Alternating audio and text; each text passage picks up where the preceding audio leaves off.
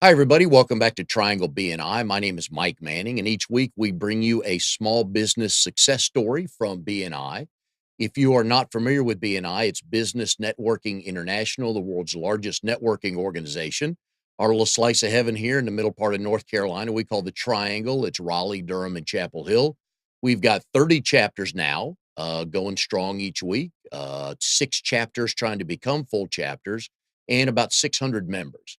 So if you go to trianglebni.com in the upper right-hand corner, you will see a pull down says find a chapter. Click on that. You can go look around the entire Triangle area, find the day and the time and the location you want. Please come visit. You'll meet some wonderful people, and each week we bring you these success stories. And our guest this week, Dr. Dana Brindisi with Carolina Functional Neurology Center.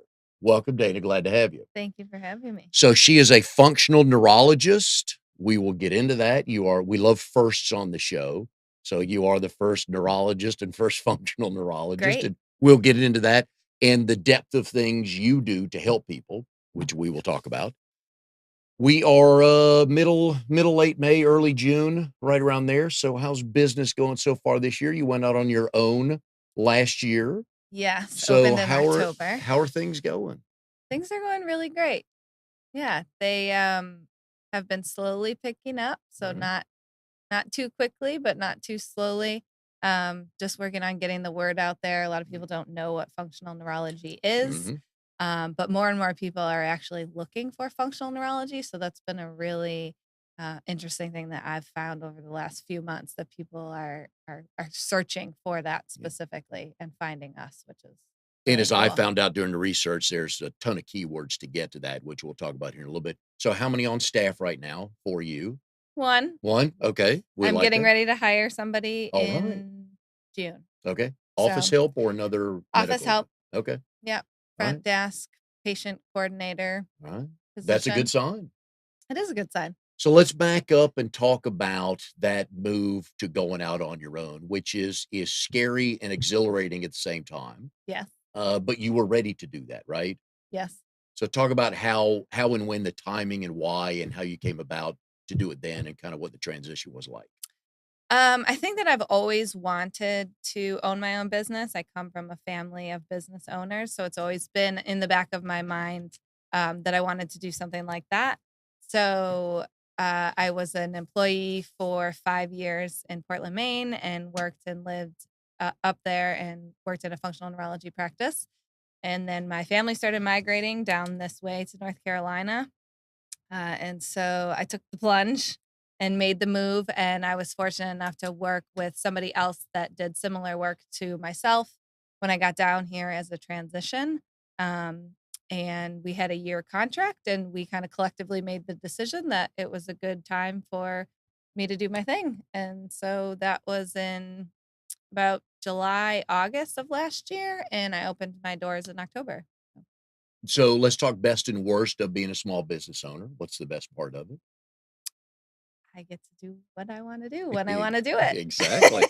What's the toughest part of it that you found, or maybe the hardest thing to deal with right now in the growing pains?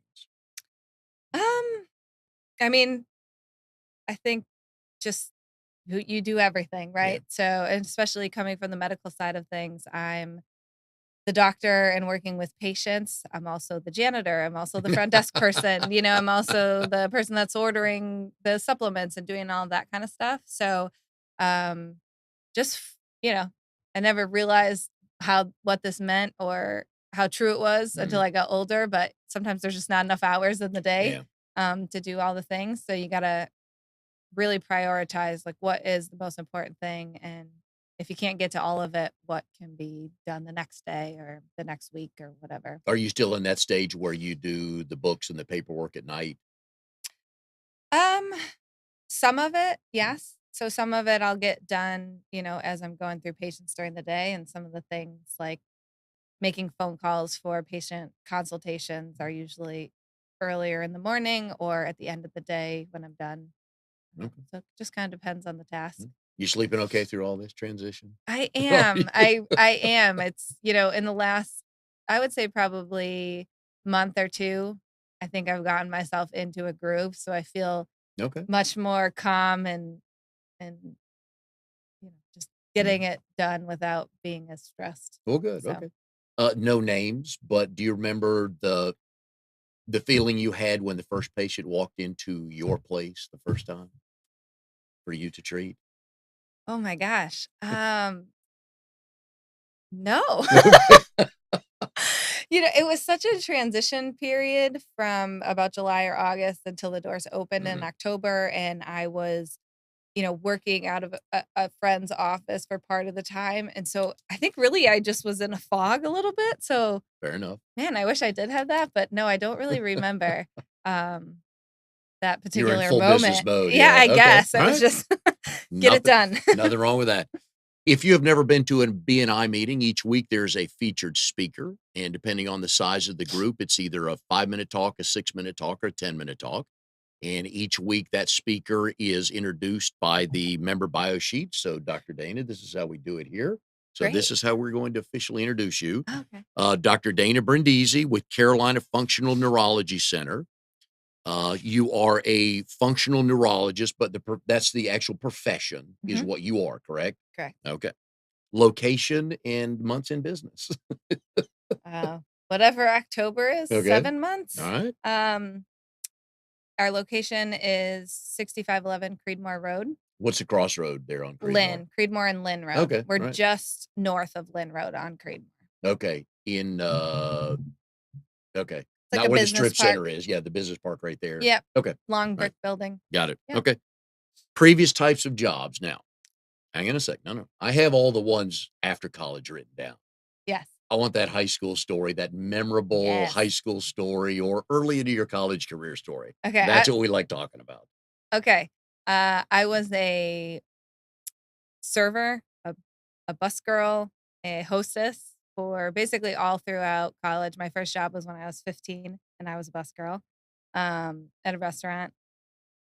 I did that until I went to grad school, Mhm. basically. That was great. I think everybody should serve or work in a restaurant at some point in their life. You learn so many life skills and just how to time manage and prioritize and do all of those things at a young age. So And put I up love with doing it. customer interaction, some good, some bad. Yeah. We've actually talked about this on the show with people because a lot of us had that high school job. Yeah. But you're right, it Yes. does I, teach you when to throw the filter on and when not to, right? for sure. Yes, absolutely. And then I was a lifeguard for a long time. Okay. This was Um, up in Maine, high this school was in job? Buffalo, New York. Buffalo, okay, right. Yeah. Where it's cold It's cold. and windy and That's why snowy I'm and here in North icy. Carolina. Okay. Your first job in high school was what you worked at the I was a restaurant? bus girl. Yes. Okay. What'd you make back then? You remember? Okay. No, But you thought you were killing it with money, actually, right? I take that back. As a lifeguard, I made $10 an hour, and I Really? was rolling in the dough Oh, yeah. as I think I was a senior going into college. Oh, yeah, for the whole summer? Yeah, Oh, good we were money. like cream of the crop as lifeguards in terms of that. And then I actually, gosh, I forgot. I worked at a ice cream slash roast beef sandwich shop on Grand Island. So in The Western New York, the beef on same weck. place, ice cream and roast beef. Yes, That's new. Okay, yes. alright. It was great. We were slammed all summer, worked with all my girlfriends. Yeah. We had a blast. It was very fun. Which were you better at, making the roast beef sandwich or scooping the ice cream? I enjoyed making the roast beef sandwich with, Okay. like, the big slicer. I don't know if I was good at it or not, but I didn't cook the roast beef, so, you know, slices were fine, I guess.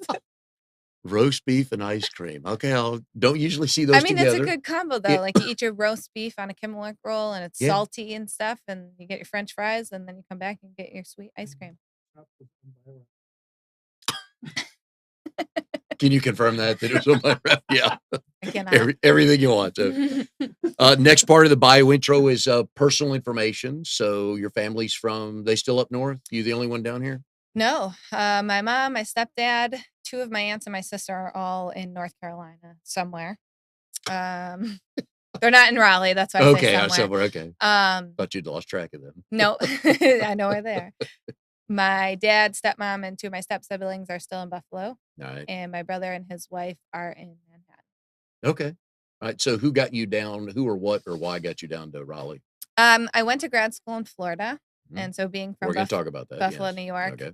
once I lived in Florida in that nice warm weather and Mhm, on the beach, I never mhm. really had any intention of going back up north. But I did my internship at the practice that I worked at in Portland, Maine, Okay. and they offered me a job and I couldn't turn it down. And so I moved back up north and I ended up being there for 5 years. So I always kind of had in the back of my mind, I wanted to come back down south. I Okay. didn't want to get stuck in the cold. Yeah. So you went halfway. Went instead of all the way back down to Florida, you figured North Carolina is good Yes. enough. Yes. And then my parents were kind of transitioning and they were looking between here and Tennessee. Yeah. And so, Okay. yeah, When you moved down here, what job did you move for? I was doing what I do now as an independent contractor in somebody else's practice. Okay. How'd you find that? Um, we have a small network of people Okay. who do functional neurology. Yeah. So I had known the doctor beforehand. Oh, good. Okay. Yep. All right. And So you like it here? I do. Can hang around for a while? I am. Oh, good. Glad to hear it. Yeah. Animals? I have a chocolate lab named Mhm. Kava. Where'd the name come from? I did a clinic abroad in Fiji when I was on my way to graduating from grad school, Wow. and I spent 17 days there. 10 of them were treatment days. So we worked with a lot of kids and families. And then when you go to an individual village, in Fiji, they do what's called a kava ceremony. So the chief of the village welcomes you, and it's a ceremony. So Oh, it's a big wow. production, and they mix. So not to be confused with the sparkling wine, it's kava. So it's Okay. the root of a plant, and they mix it with water, and they put it in this big bowl, and so they pour water out of a bamboo shoot and mix up the kava. Doesn't look good. It kinda tastes like muddy water, Yeah. but it's their drink, All right. basically. And you had Um, to drink it at least at the you have ceremony, to. It's right? Yeah. very disrespectful not Oh, to yeah. drink Yeah. it. So then you scoop it out like of a little half coconut shell, Okay. and you just pass it around. Everyone sits in a circle, and they welcome you into their What community. purpose So, does the water? Is it health? It's supposed to be healthy water, something like that, do you know? mm, no, it's supposed to be calming, Okay. but they actually say if you drink enough that it can almost have some cognitive hallucinogenic No. effects on you. Eh? I didn't experience it while I was there. I don't Okay. know anybody that did. That's what they say, It's but their who Friday knows? nights there, right? Yeah, yeah. Hobbies and activities of interest.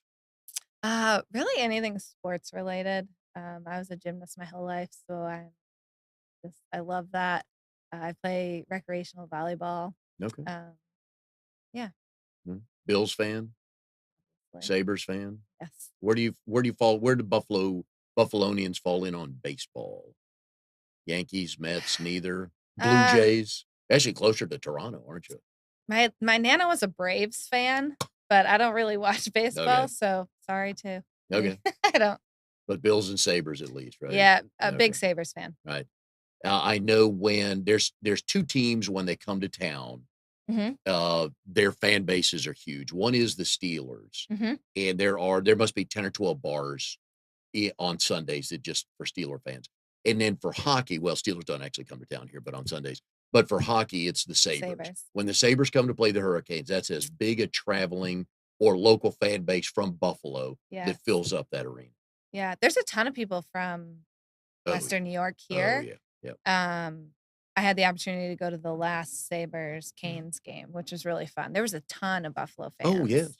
My So, son went about 3 years ago and he was amazed. It almost yep, looked like a half and half. That was when the Hurricanes weren't as good. yeah, So there, obviously seats available, but he was just amazed at the number of people, Buffalo fans. yeah. So And that, I will say, if they're not playing the Sabres, I will root for the Hurricanes. okay, fair enough. All right, we got that. City of residence and how long? Raleigh, 2 Okay. years. Okay. Yep. Your burning desire is to Travel the world. I like it. I like it. Where's the first place you're gonna go when you go? I'm hoping to go to Cuba in November. Ooh, very cool. But I really am very interested in going to Japan when I have the time Okay. to do that. Yeah, Mm, bucket list, right? bucket All list right, I for like sure. that. Your plan. So this is 2019. So Mhm. by 2021, you'll be in Japan? Fingers I like crossed. it. I like it. Key to your success. I think just loving what I do. I really enjoy my job. I really enjoy my time with my patients. I think a lot of people always say, if you read any of the testimonials or our reviews, I think that comes out and people are always saying, they love how much I care about them. Mhm. Um, and so I think it just helps. Okay. There are a few people watching that are getting to know you. More will know you by the end of the show, Yeah. but tell us something no one knows about you. Mm. And we've had people fall on their sword here. We had Joe Navarro on one day, and he told us that he got fired from a paper route in high school when he was 16. So we have all Mm. kinds of stories what people don't know about you. When you spoke to your chapter last, what did you tell them that they didn't know about you? Yeah. I have two, I don't know if they're weird things. We like weird. Um, Yeah. One, I can say the alphabet backwards. Nice. And two, I was the first diagnosed case of Lyme disease in New York State, per my mother. Jeez. That's what I hear. Okay. How old were you? Infant. Yeah. Wow. Toddler, maybe. Okay. Yep. Huh. Man, didn't see that one coming. Yeah. The alphabet backwards, was this a game when you were My kids? Nana taught me. Because Nana knew, right? Nana Yeah. could do it. Yep. How long does it take you, and do you have to look up and stop and think? I don't have to think. Okay, very I can impressive. do it. I think I can do it quicker, better than I could do it slower. Nice. It's not one of I those can't think about it. I just got to okay, do it's it. not one of those party tricks where you burp it the whole way through, you actually say it, right? Because And that's a yeah, guy version yeah, of no, it, I don't okay. do that. We wouldn't like that, that would not be good, so all right, we're here with Dr. Dana Brindisi, and I guess on the Italian part of it, it'd be Brindisi, or however bad you say it, or I would say it. Yeah. But your family, quit laughing. Amnon started this. So your family's from Italy My or dad's side of thereabouts? the family, Okay, yes. all right. Yep. Was your dad born there? He was not. He Okay, was born in Niagara Falls, New York. okay. So his parents were? Yes. Okay. Did you Yep. grow up with Italian in your household? Yes. Can you speak any Italian? No. Can you cook any Oh, Italian? not Not the my cuss words on the soccer field. We're talking about the real words, okay? Because we know um international soccer. We get that, yeah. yeah, no, I wish that I did. My papa didn't never read or wrote English. So he spoke very broken English. Yeah.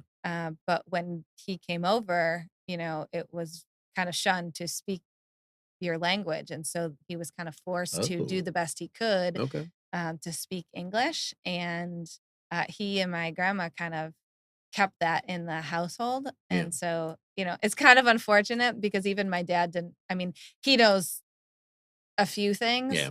but he's not even fluent in Italian, Okay. which is, I think it's sad, but So you know 8 or 10 words that you could at least listen for if you okay. All yeah, right. a Yeah. little bit. All right, Dana is in RD21 Glenwood South Connection. They meet Wednesdays at noon at the Ale House on Glenwood, and you are the vice president of that chapter. Yes. So when is literally the first time you ever heard BNI?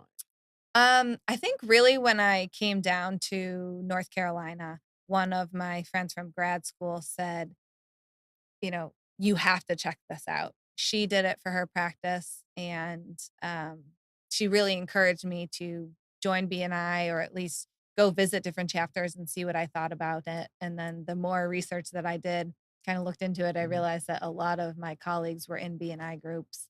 Um, yeah, that was kind of the first time I really How'd you find the chapter you're in now? just visiting. I went and visited several Mhm. chapters when I first started. So just looking up on the website when they were, Mhm. and just showed up. So you didn't know anybody at the time, you just showed up and visited? No, Okay. yeah. What was it about that chapter that drew you to them? I love our chapter. We have great people in there. The energy's good. Um, when I walked in for the first time, they put a lei on me. They're like, Okay. "This is so that we recognize that you're a guest, Yeah. and so that all of our members know, come talk to this I person." like that.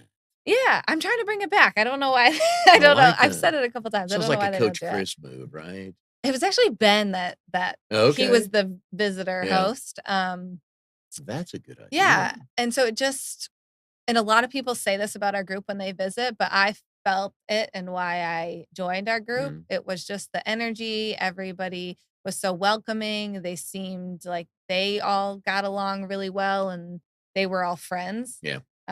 So it was kind of an easy choice for me.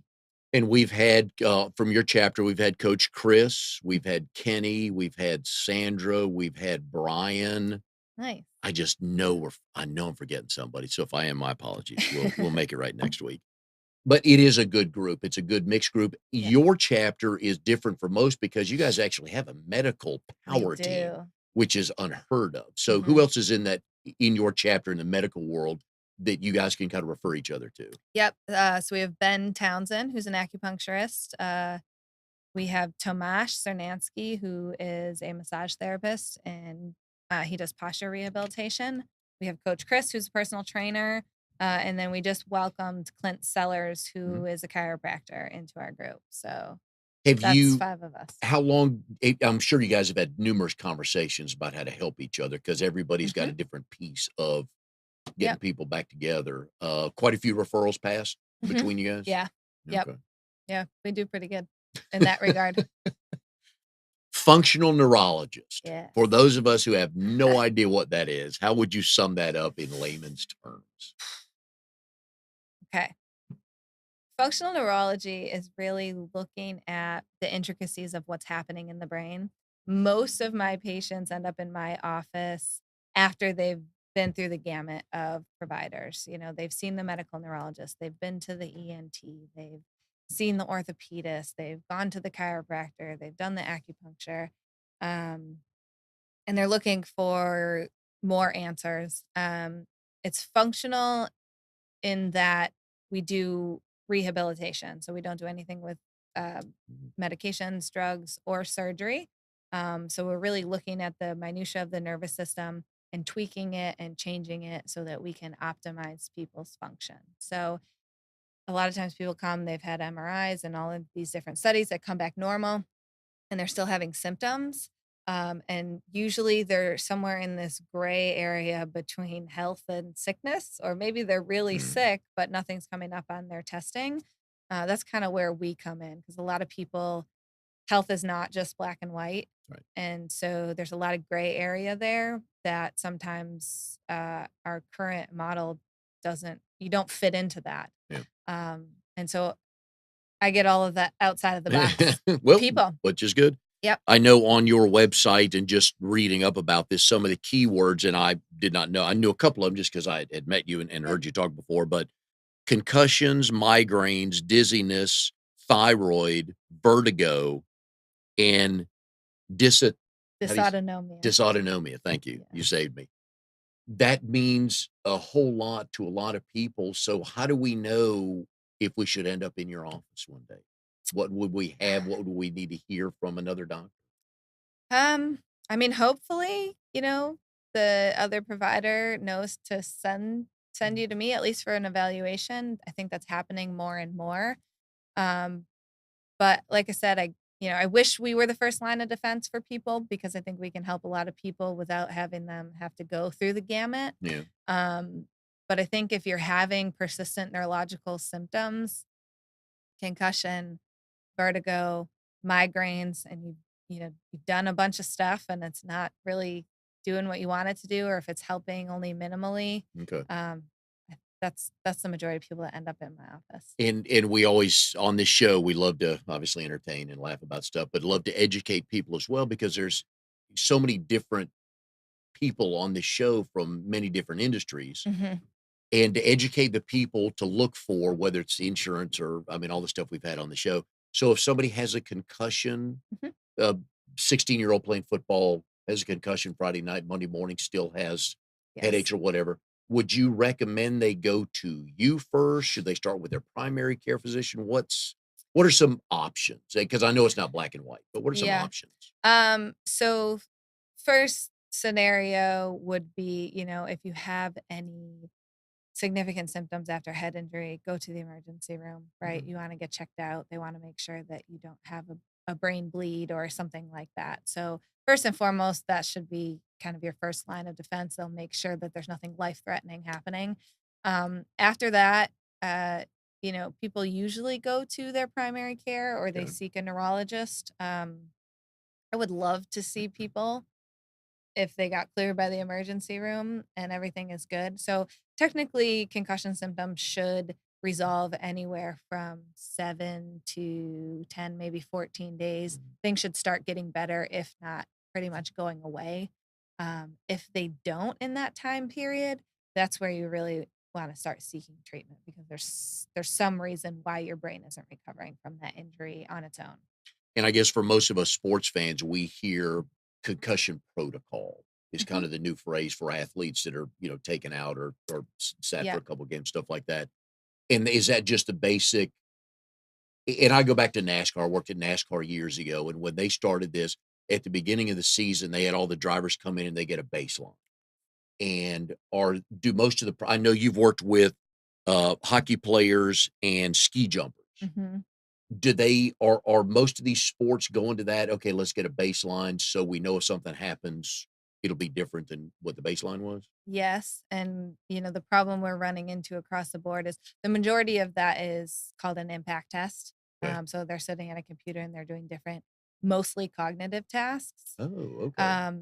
The thing with that testing is that if the athletes have done it once, they know how to maybe not do as well on their intake testing so that if they get an Oh, injury, yeah. the discrepancy is not so great so that they don't get taken out of play. Sure, that's already been passed along to each. Yeah, Yes, yeah, and so that's kind of the difficulty of running that type of baseline test. The diagnostic testing that we run looking at cognitive function, eye movements, balance and coordination, and full bedside exam. There are things that if you have a head injury, you can't fake it till you make it, yeah. right? You can't be bad at certain tasks neurologically that we look at in our clinic. So having those eye movements and balance testing as a baseline, I think would be huge across the board to make sure that people aren't returning to play Yeah. when they're not fully recovered because that's where we run into a lot of issues with our athletes is that they don't fully recover from a head injury Mm, and then they're in the game and they get another one yeah. and then they're really set back. And people like you come into play because athletes are not gonna take themselves out of the game. They're just most of them are Most not. of them It aren't, has to be somebody like you or that they don't says want to. exactly. Yeah. And it's somebody like you that says not cleared, right, and obviously for good reason. Yes. For those of us who did not play sports at a high level, Yeah. again, we talk about some of the keywords, migraines and dizziness. Mhm. I know plenty of people have migraines, plenty of people. Yeah. So what can you do? Sometimes they just lay in their room, in a Mhm. dark, quiet room. Sometimes there's medication for it. Yep. What kind of things can you do to help that? So if somebody listening has Yes. migraines, what would you recommend that they do? It's a great question. I do want to say first, though, that sports has brought concussion to light for a lot of us. Yeah. The majority of people that actually come in for concussion treatment are not people who have had a sports injury. Oh, So it's really? just Oh, people who have fallen, people who have been in a car accident. yeah. Those are very, very common Okay. Good to that we know. see in the office. So although the discussion is often around sports, it's kind of a blessing that the sports have brought it to light, even though it's impacting so many people. But I That see it a ton in Well, that brings up non-sports and we injuries. may not know if we kind of fell in the house or whatever, we thought, "Geez," well, back in the Mhm. day with me growing up, and he's even older than I am, so I know this happened when he grew up too, is just shake it to get cobwebs or Yep. just got your bell rung was the phrase just shake it off and Yeah. move on. But if somebody falls, how do we know if we have a concussion if it wasn't sports related, if we just fell or something like that? Yeah, there's nobody there to really tell you Yeah. definitively one way or the other. Um, there's a lot of symptoms that can manifest as a Mm, result of a concussion. But if you see changes in your sleep patterns, changes in your mood, changes in your cognition, sensitivity to light and sound, you have nausea and vomiting, you have a persistent headache or a headache that kind of waxes and wanes, but over okay. time it's not going away. Um, those are pretty clear signs that you probably had a concussion. Some people fall and they feel okay for a few days, and Mhm, then maybe the next week they don't feel good and they don't really attribute it mm, to that fall necessarily. mm, Um, but it's usually a result of that. And some people, I think, don't go because they don't associate those two things. They don't right. go for treatment. But it's very common because the reason why they're having those symptoms is because their brain is inflamed. Yeah. right? And it might take a minute for that to be recognized by them. But yeah, Hmm. very Yeah, I hadn't thought common. about that. Yeah, yeah. I guess that would make sense if it's a Mhm. delayed, I don't want to say delayed reaction or symptoms or whatever, Mhm. but I'm sure you see that a Yep. lot. Yes. So you said Yeah, migraines. and dizziness, yeah. So Migraines, what yeah. yeah, so what should you know if you have migraines, no doubt about that. Yes. Dizziness sometimes will, it's just, will make up excuses for dizziness, but with migraines, you Sure. can't really you either Yes. have them or you don't. So what kind of things should they be doing, or how do you factor into that part of Mhm. people's issues? Um, so again, a lot of these people that end up in my office are people that have had the medication. It's helping minimally or not at all.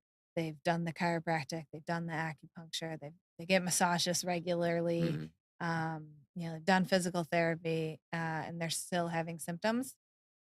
Those are the people that end up in my office, and rightfully so, because migraines are at their core a neurological issue. So a lot of us know that migraines affect the blood vessels in our brain, but it's not really the blood vessel itself. It's the way that our nerves control the blood vessels. So we see, you mentioned dysautonomia earlier.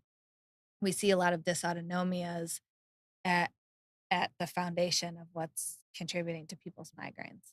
hmm, okay, And then, we take a holistic approach. So we're also looking at their biomechanics, we're looking at their nutrition, and we're looking at their hormone levels, and we're looking at their neurology. hmm, And those four things usually are all contributing factors, and so oftentimes people will work on one of them and not address the other three and think that that's not their problem. So, for example, they go to the chiropractor, they get an adjustment. The chiropractor says, "Oh, you have issues with your cervical spine. We're going to do some adjustments on you. This should help your migraines."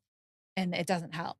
Well, it doesn't mean that it's not because they don't have issues in their cervical mhm. spine. It means that they probably have that and one of these other 3 things, if not multiple of these other 3 things that are also contributing to their migraines. Now I go to a chiropractor, so I know what, Ashley does for me, Mhm. and I tell a story. I have lower back pains and have had that for 10 years and was Yep. finally smart enough to go see somebody about it, but that's another story. And one day she was working up around my shoulder. She's kinda working her way up, just feeling around for things and stuff Yeah. like that. I'm like, "Ashley, there's my neck and shoulders are fine." She goes, "Give me a minute." And so she gets up there playing around. I was on the left side, and as soon as she hit it, I felt it. I did not feel anything till she hit that. It's like, "Oh, Mhm. wait, wait, right there." She goes, "Yeah, hang on a sec." Played a little bit longer with it, and all of a sudden, huh, lower back's feeling much better. I had Yes. no idea things were connected. Now, I know what she does for me from the Mhm. chiropractor because she's got a little poke thing and she does all that. Yeah. When they come to you, what kind of things do you do for people that are explainable? Because, like I said, chiropractor is easy to explain. They, Mhm. do this, do that. So, when people come to see you, what kind of things can you do for them, like with migraines, if they've been through the gamut of everybody? Yes. So, our treatment, there are a lot of modalities that we use in order to influence somebody's brain function. So we do everything from eye movement therapy to vestibular rehab to sensory integration therapy, cognitive retraining, autonomic um, therapy. So that may mean some things to some people, and it may not mean anything to a lot of people. The way that I just try to describe it, because I think people are very familiar with what happens at physical therapy, Mhm. is that my therapy is really like PT, but for your brain. So we're not rehabbing a torn meniscus. We're not rehabbing a shoulder sprain. We're rehabbing your brain, and we're using different therapy modalities to do that. And yours, you would explain it as holistic. Is it Yes. does the industry say no medication prescriptions, or is that just you in general, or is that just how the industry treats everything? Yep. So my background is actually in chiropractic. I went to chiropractic school before I went on to get my degree in Mhm, functional neurology. Um, so that is my background. I don't have any jurisdiction over anybody's medications, but I work very closely with most of my patients' medical providers so that if they can change their medications, we get a lot of people off of their medications in order to do that. So I thought about going to medical school, and I am really glad that I made the decision to go to chiropractic school and move on to do functional neurology. So I We're could do that holistic piece. Yeah, which is important because a lot of people don't like to get on medication, Mhm. and you hear that over and over again, and with good reason a lot of Mhm. times. We're here with Dr. Dana Brindisi, owner of Carolina Functional Neurology Center. She is at, or she's at BNI chapter. It's RD 21 Glenwood South Connection. They meet Wednesdays at noon at the Ale House on Glenwood. So you have a lot of letters by your last name, Dr. Dana. What does CFMP mean? Certified functional medicine practitioner.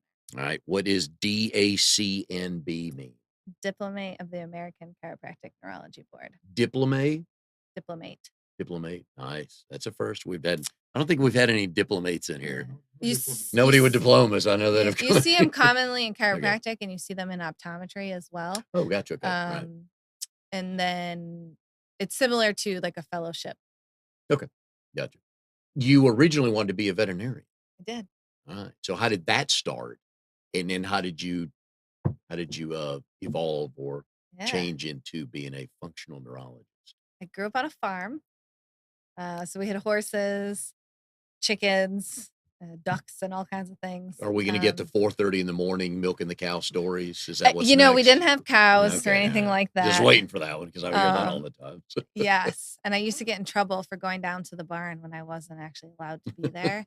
I got stepped on by a horse once, and I tried to Ooh, hide it from my mom because I maybe could have broken my foot. Didn't, thankfully.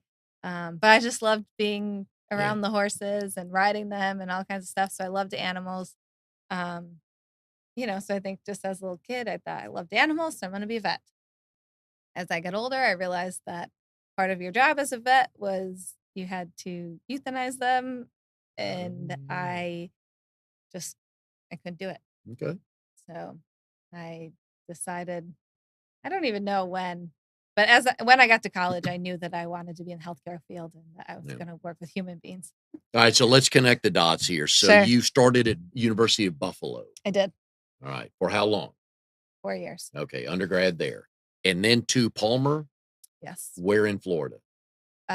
Port Orange, right outside of I Daytona used to live Beach. there. You did? Oh yeah, 99 to 2009. I know exactly where you went to school. I lived on Were you? Wait, A1A. yeah. Oh yeah. Were you there? When were you there?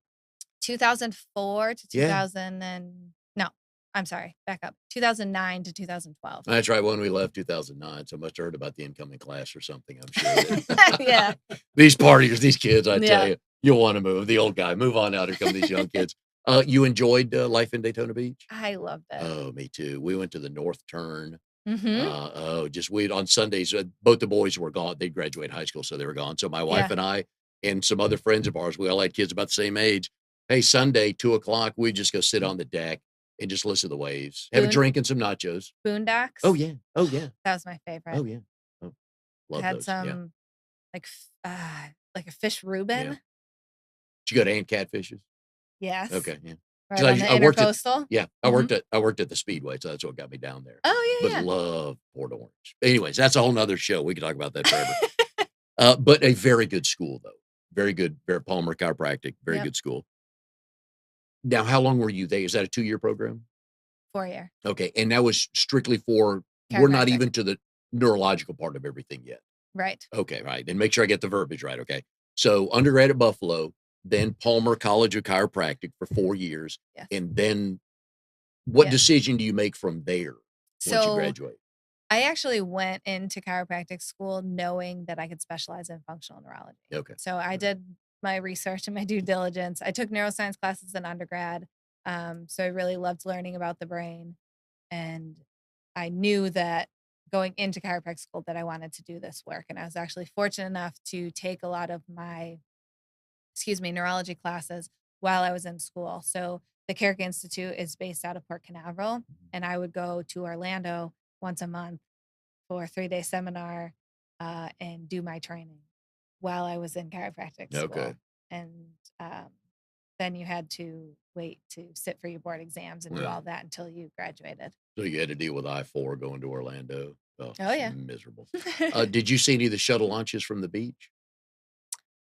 I think We I saw did. one. Oh, it just I think shakes I the saw one. ground. It is awesome at Yeah. night. It was at night. Oh, yeah. Yes. Unbelievable. Oh, Very love cool. that part of it.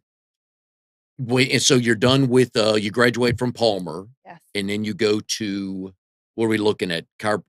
Where do you that's about what, 2013 then, I give or take? graduated, yep, 2012, sat for my neurology board exam in 2013. So finished the rest of my classes Yep. when I was done with school, sat for my board exam in 2013. Um, and I was working in Portland, Maine at the time. Okay. Yep. Right. So I went from Florida to Maine to work, and it's kind of Now, all happening. there's nobody living related to me that knows my GPA in college. Did you make yours known to anybody, or is that gonna stay a state secret, or where you graduated, stuff like that? I don't even remember what You my just got the diploma and undergrad, you're good. yeah, I don't remember what my undergrad GPA was. How many people in Um, your class at Palmer? We started with 40 and I think we Oh, wow. graduated with 36. So it was a very Mm, small okay. class. I loved that. I went to the University of Buffalo. It was a huge Yeah. school. Um, and could I do it all over again? Would have went to a smaller school Yeah. as an undergraduate student as well, I think. I So really liked of the that. 35 other people you graduated with, you still Mhm. in touch with some of them? Yes, Oh, a good, lot of okay. them actually. Where is everybody? All over the Are they? place. I would say probably 50% of those people were Florida natives. Okay. And then the other 50 were kind of all Yeah, over the place.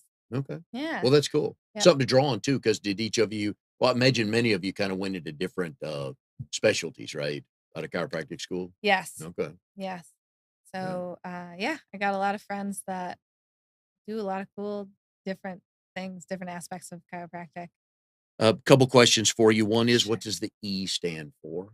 Elizabeth. Okay, because I Google everybody that's coming on the show, do some research, Yeah. and only once did it show Dana E. Brindisi, and I thought, okay. Oh, I really? think it was on Huh. your maybe been on your LinkedIn. You need a Okay. Facebook page because I couldn't find information on you, but The the business business is on does, yeah. Facebook. Yeah, which told me nothing about I it. have a There's no private gossip Facebook on there. So, page. oh, thanks. I don't rate. I'll know that now. Yeah. Okay, well, that's tougher questions next time. Professor Carrick was Yes. part of your life. Tell everybody who he is and why he was so important. He's wonderful. He's the father of functional neurology. So functional neurology as a whole is a pretty um, new field. He was chiropractor and has a PhD in neuroscience. He has a degree from Harvard in research. Brilliant, brilliant man. But he basically figured out how do we utilize these sensory modalities to impact brain function. Everything we do is based on neuroscience. He's just the genius that kind of put it all together and said, we're going to take all this research. We know these things impact this area of the brain.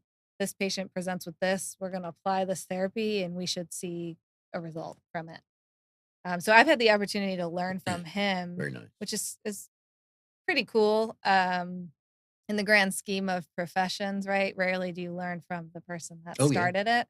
And they're based out of Cape Canaveral. So he was probably personally at least 50% of my Oh, classes wow. when I was learning. So Now, each week I find a shameless plug reason to get my grandson Oliver in the show because I just yeah, love bring him him to death. on. He's 9.5 months old. He's in Vancouver. He's got his own passport right now. Woo! It's killing me.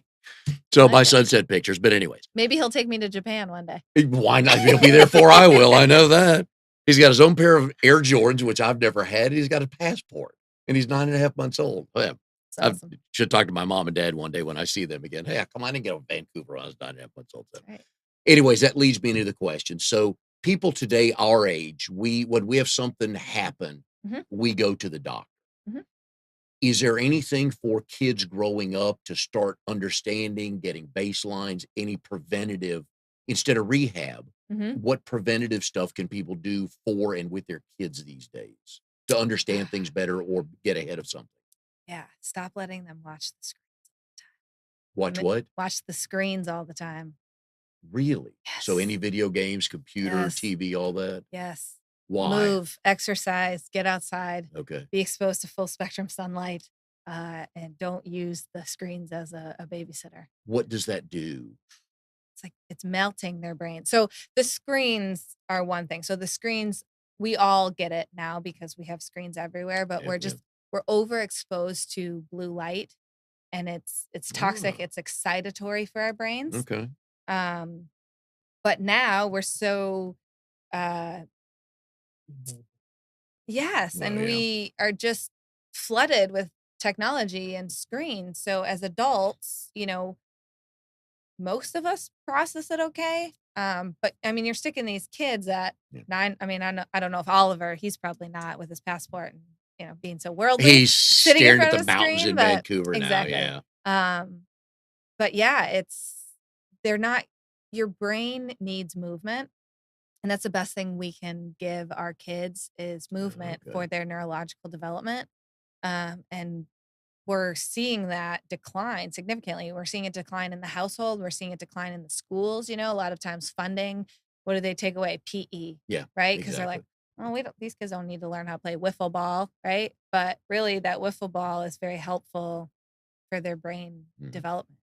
Um, And I would just like so, to challenge people watching and listening the next time they go to a restaurant, just look around and see how many yes. tables there are of people on their phones. They're not even talking to each other. So I don't know what's worse. They're not talking or they're staring at their phone. But it's those things Both, and probably. but that's what kids that age, that's what they're growing up with, Yes. right?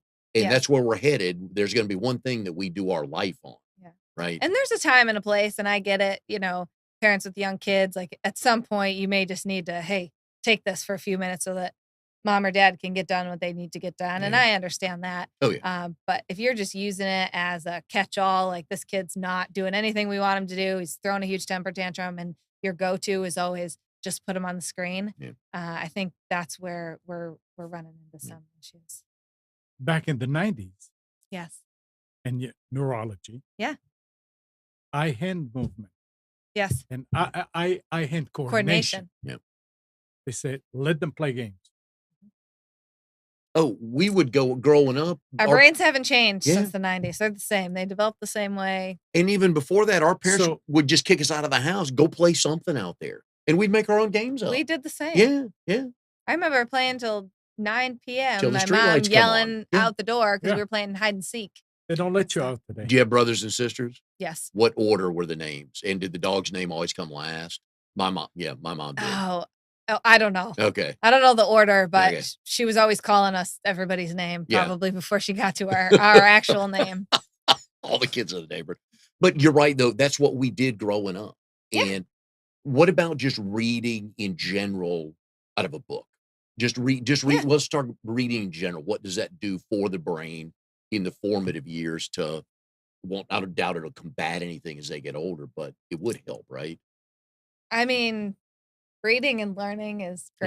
great, so, like, acquiring any new skill, right, and learning how reading, I mean, you have to really be able to track with your eyes appropriately, Mhm. right? You have to be able to comprehend what's happening. There's a lot of different areas of your brain that you use when you're reading, so obviously developing that Yeah.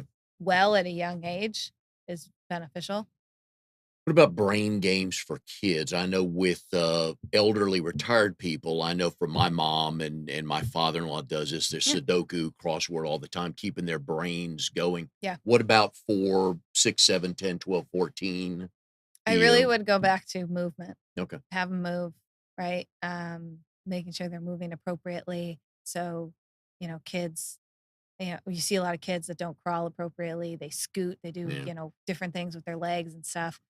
Those are neurological patterns that may not develop appropriately. So that is really the foundation. And not that the brain games are bad, but nowadays, where do you do those brain games? You do them on a screen, Yeah.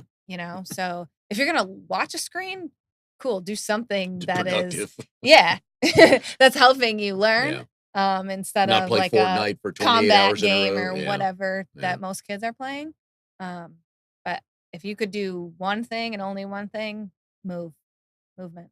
What's the average age of a patient of yours these days? I Are they don't even mostly know. adults? No. So Okay. I see a lot of kids with developmental disorders Okay. as well.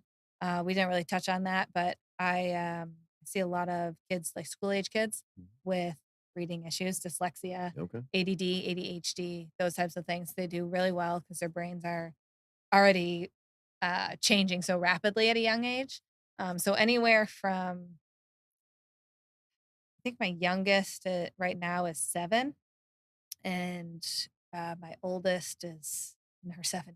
Okay. So it really spans. And I know with ADHD, of course, I think back when I was growing up, a lot of people had it. We just were called hyper Yes. and all that. And a lot of people now are going straight to medication. Yeah. When you see, so if anybody's watching, when they're listening and they have a child that has ADHD diagnosed, or what kind of, where should they go first for that to help? So a lot of times they're talking to the primary cares about Yeah. it before they do anything else. And then, they may go to the psychologist or psychiatrist to get an official diagnosis of ADD or ADHD. Um, but if they're really just looking to do something holistic, I mean, I guess I have a biased Yeah. opinion, but I see a lot of kids that have these things, whether they're already on medication or the parents are trying to prevent them from going on medication.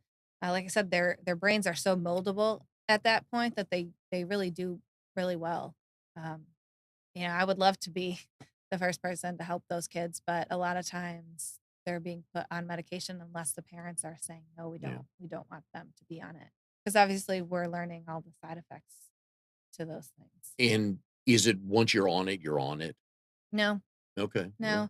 My goal for those kids are either to get them off their medication or get them on the lowest dose possible, so that they're functional. Yeah.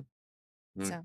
So Insurance, your visits covered by insurance? No? no, Okay. Just want to get that out. unfortunately not. That's I okay. wish they were. Will it happen one day, do you think? I mean, I hope so. will they understand the value, I you hope think, of so. what you do?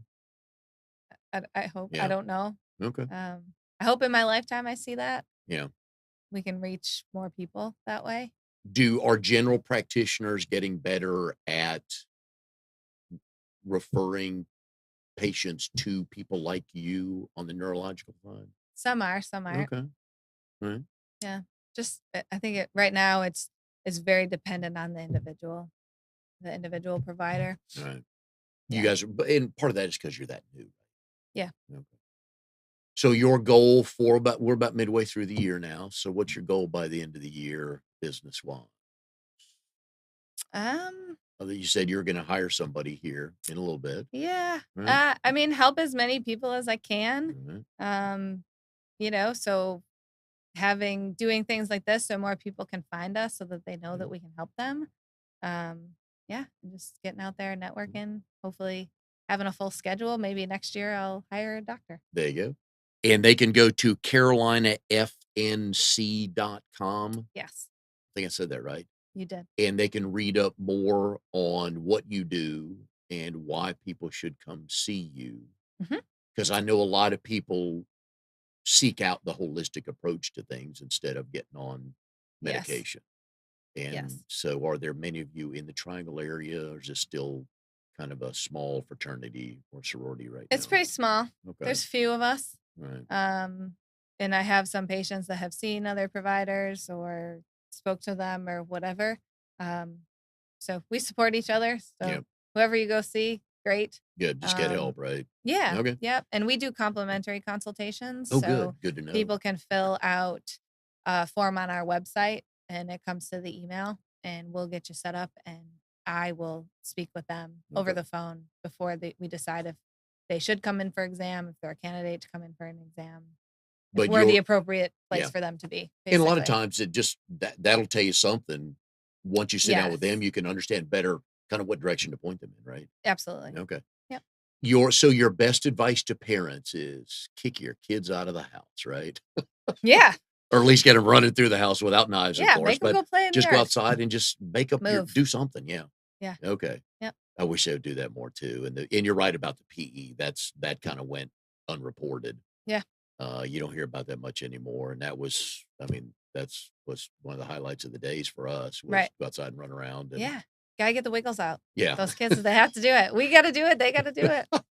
that should be on your business card. Get the wiggles. We the help you wiggles get out. the wig. Yeah.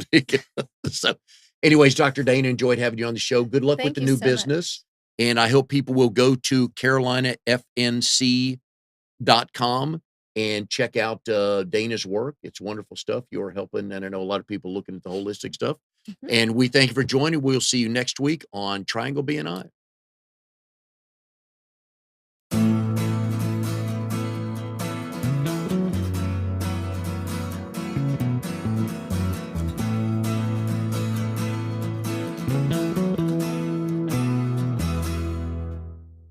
You are tuned to the Nissan Communications Network.